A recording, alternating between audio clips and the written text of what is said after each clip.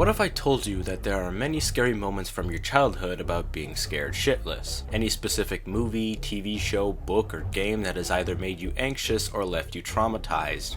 Because that's what this whole video series is about. That's right, it's nearing Halloween and I've been planning on making these videos to describe experiences from my childhood that really horrified me. There's been a few videos that have given me inspiration to do this, and I would like to share it with all of you. There are many things I've seen in my childhood that other kids might not have seen and gave me some nightmares.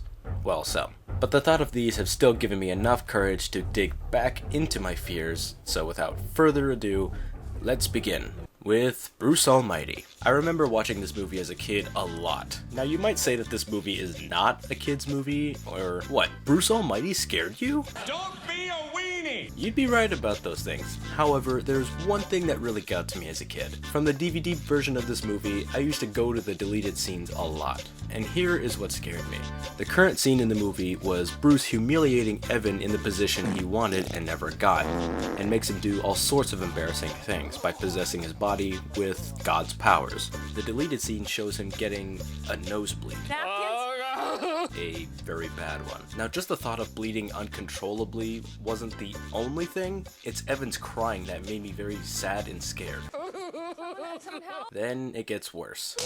Oh my god, his hair's on fire! Yep, Bruce just lit him on fucking fire. I'm sure they took this out of the movie to prevent any traumatization to any kids that would go and see this movie, even if Bruce says, "I'm Bruce Nolan for Eyewitness News. Back to you, fuckers." But seeing this would probably have done worse. What, are you serious? He's being hauled to an ambulance and you light him on fire again? You're just trying to kill him.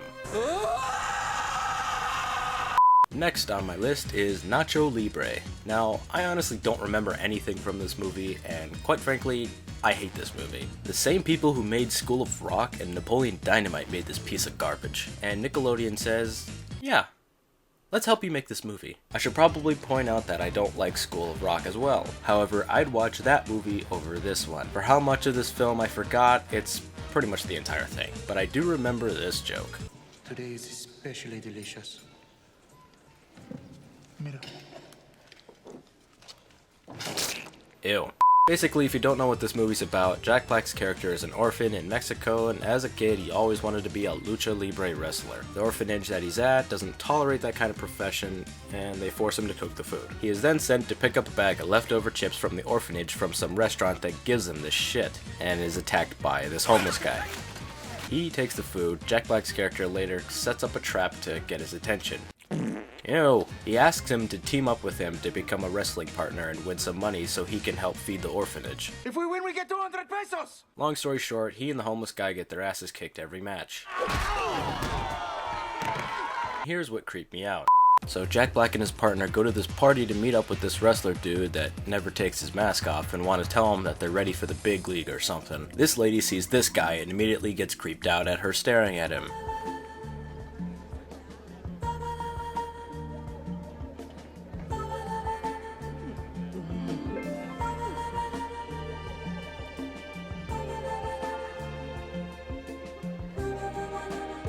He walks off and finds a stash of porcelain dolls.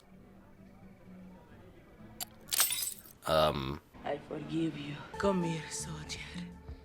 How did you get up here so fast? Kjpeanutts. I love you. So he runs away due to her wanting to get her brains fucked out, or for the context of her being fat, so she doesn't eat him. Jack Black is making crappy music in the only way he knows how, the Tenacious D way. Ramses is the one, he puts the people all on fire. The wrestler guy hates his singing and then hears his partner about to be sexually assaulted, or mauled by her. Jack Black does a shit job at trying to save him and they both get kicked out. They go back to their vehicle only for it to have a tire slashed by these guys. Then there's this obvious Mexican standoff between them. One of the guys has a knife and the other has corn.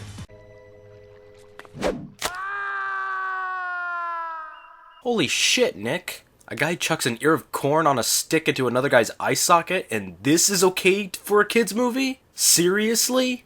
Anyway, the rest of the movie is dumb and boring. Moving on. Ew! Up next on my list is Black Knight. This movie is better in my memory than actually watching it. I mean, it is kind of funny to me from just the Martin Lawrence humor alone. There's doo-doo on top of it. Tell me you don't see that shit. But still isn't too great for me anymore. If you haven't heard of this movie, it's about Martin Lawrence's character working at an amusement park and gets sucked into the 14th century. He's so oblivious to the things around him and doesn't know where he is until he holds a decapitated head. How do they make it look so real? Oh, because it is real.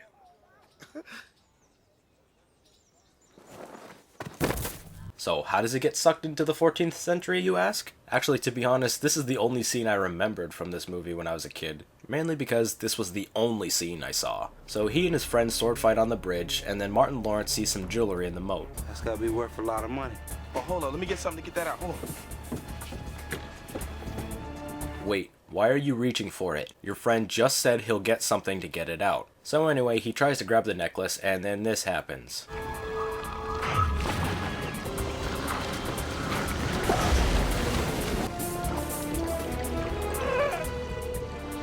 Now, I remember the scene a bit differently than the last time I saw it as a kid, mainly because it was the scream that terrified me.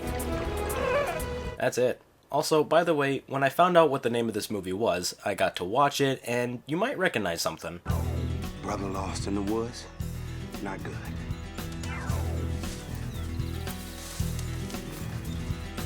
That's right. This movie is where I got my outro song.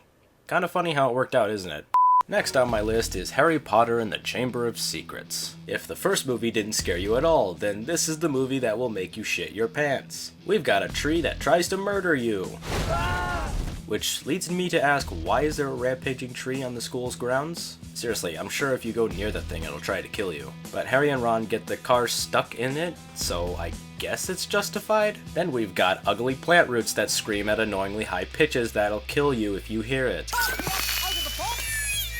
Seriously, what is it with J.K. Rowling and trees? Was she nearly killed by one? Then we've got creepy pixies, which pick up Neville by his ears,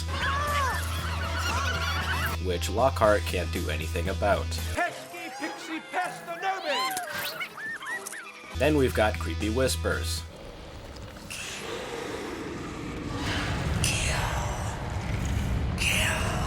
followed by writing in blood and a petrified cat. Oh my gosh! Then Lockhart fails at bone surgery by wand.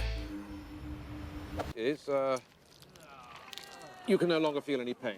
Followed by giant spiders. Okay, stop. You had me at the tree, you had me at the pixies, you had me at the blood writing. Why fucking spiders? Just why? I don't care if I or Ron annoys you, Harry. I'd be just like him in this situation. Only thing is, I am. Even around a small one. Give me a grenade and a flamethrower and I'll take care of those bastards. Give me a tank and I'll deal with these ones. Then we get to the real nightmare fuel, that is the title of the movie, The Chamber. Now, am I the only one who thinks that The Chamber of Secrets is terrifying? Did they really have to make it this horrifying? Myself alone, even with another person, you could not convince me to stay in there for at least a minute, even to win $1 million. The statues of the snakes on the sides, coupled with the horrifying face at the end of it, make me want to cry to mommy. Just to make it even worse, if you have the special edition, like my brother did, and left me with it without asking for it back, it comes with 2 discs, with the second one being special features, like touring around Dumbledore's office, the Forbidden Forest, Diagon Alley. Diagonally. No. Harry, no. Diagonally. You can even tour the fucking chamber. I remember playing with it as a kid, and each time I've gotten extreme anxiety over it. Every single time. I should actually play that again, maybe even for the channel. Or maybe I should give up and put bars on my windows. Never! Okay. Next is Space Jam. Now at this point you might be thinking, wow, KJ, you were such a weenie as a kid. Don't be a weenie! Trust me, when you were a little me, you would understand what was terrifying and what isn't. As humans, we for some reason sense fear when something is off or unusual. So imagine a kid with a still developing brain and sees something unusual for what he or she is used to seeing in their everyday life. Makes sense, don't it? Now, if you've seen Space Jam, you might think I'm talking about the transformations of the aliens into the Monstars. But no, it's near the end of the movie when MJ shoots the final basket. There's 7 seconds left on the clock and he needs to shoot the last basket to score and win the game. Very far away from the basket, he walks on air when 2 of the Monstars try pulling him back. So he unnaturally stretches his arm to shoot the basket. Now, I never got how or why he could do this as a kid, but now I understand it's because he's in the world of the Looney Tunes, so he could do things without real world logic or reason.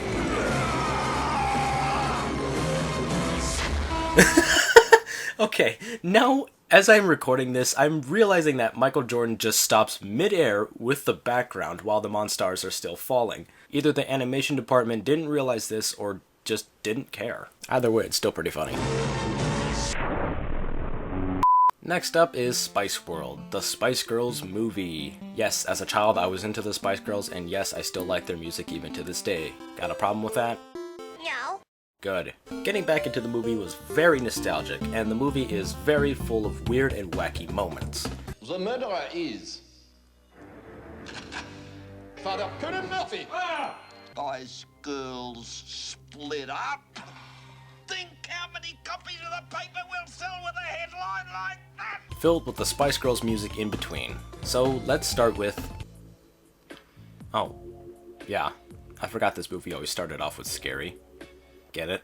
If for some reason you don't know because you missed my gameplay of Juwan, you would know that I, to this very day, am terrified of silhouettes. Go away! Something about a human-shaped figure filled by the color black is horrifying to me. The thought of seeing one in real life haunts me. And I've even had the thought of being trapped in a room with the walls covered in human-shaped silhouettes surrounding me. I've gotten anxiety from even seeing stuff like that. Even when I was in school, in history class, I've seen little diagrams of how slaves would be kept on a boat.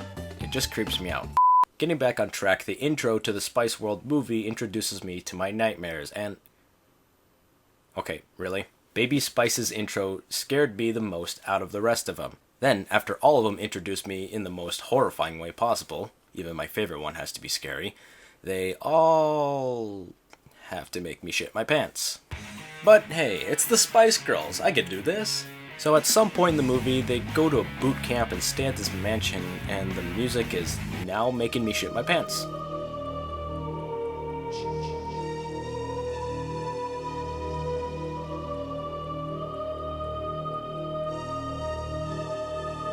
Followed by this guy climbing his way out of a toilet. He's following the Spice Girls because he's helping this guy frame the Spice Girls so they can cancel themselves or something? The sounds don't help either.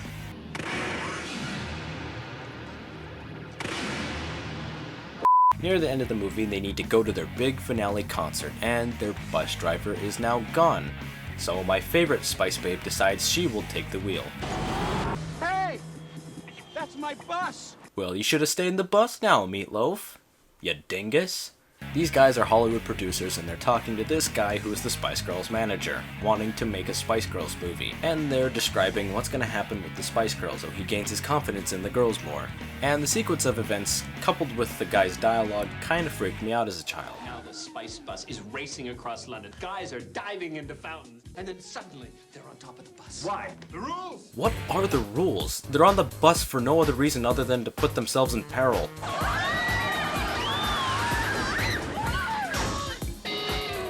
Oh yeah, great. They even bring your attention back to it in the end credits. What happened to the bum on the bus? Well, fuck. So, did any of these moments kind of creep you out as well? Did you ever think that I wasn't a weenie? Trust me, I'm opening the interpretation for you to call me a weenie in the comment section below. But don't worry, there's more where this came from. Stay tuned for my part 2 on the most horrifying things I've seen as a child. And trust me, when you see my #1 pick, you'll understand why.